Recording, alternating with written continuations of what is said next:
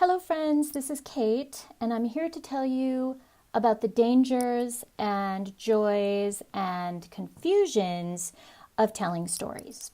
So I'm going to start with chapter 1. This happened about, many years ago. I think it was about 1994. I was on tour with a musical in the United States, and a fellow castmate and friend of mine told me a story about something that had happened to a friend of his. So it didn't happen directly to him, but it was secondhand that he told me this story. So his friend had been traveling in Australia with several of her friends, and they rented a Jeep and they went to the outback. And while they were there, they were, driving down a dirt road in the middle of nowhere, and suddenly a kangaroo jumped out in front of their Jeep and they hit it. Well, they all got out. They were very concerned. The kangaroo seemed to be dead. And they weren't really sure what the status of kangaroos was. Were they protected? Were they endangered? Would they somehow get in trouble if they left this dead kangaroo out in the middle of nowhere? So they put the kangaroo in the Jeep, and they thought when they got back to civilization, they would just ask someone, and that way they could sort of be on the safe side. And they were all very somber and sad, and there was the kangaroo in the back seat. And then someone, to kind of lighten the mood, put a cigarette in the kangaroo's mouth. And then someone else put some sunglasses on him, and someone else put his jacket on the kangaroo. And they all started laughing, and it turned into a big sort of silly party. Well, suddenly, this dead kangaroo started kicking his enormous feet and moving around his enormous tail, and he obviously had not been dead. He was just sort of knocked unconscious by the accident.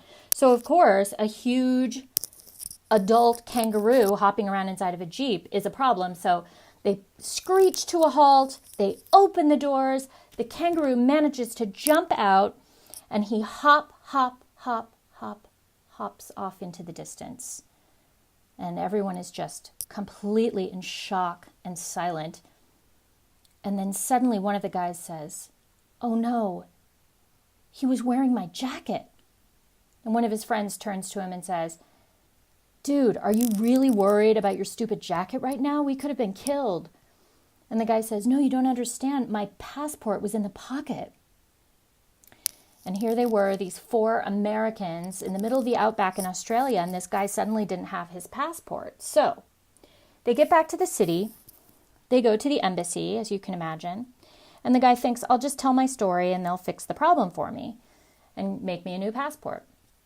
Well, he tells this entire ridiculous story to the woman behind the window, and she tells him that there is no way she's believing this story. There is no way that she's going to make him a new American passport just based on this crazy story that he has dreamed up. And the guy says, wait, what if I had pictures to show you to prove that this was real? And she said, well, she obviously didn't believe him. So she said, sure, I mean, if you have pictures of a kangaroo that appears to be dead, wearing sunglasses with a cigarette in his mouth in the back seat of your friend's Jeep, I will believe you and I will print you up a new passport. So that's exactly what they did. They went off, they printed the photos. This was at a time when you had to develop photos from your camera. And they went back and they showed the photos to the woman at the embassy, and they all lived happily ever after. That's the end of chapter 1. Now, chapter 2 happened about maybe 7 years later. By this time, I was no longer living in New York. I had moved to Spain. I was living in Cuenca.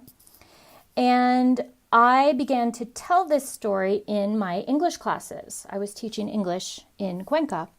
And your teacher was one of my students. So this was about, it was 2002, about 16 years ago. And I told this story to my English students. So by this time, a second-hand story had become a third-hand story.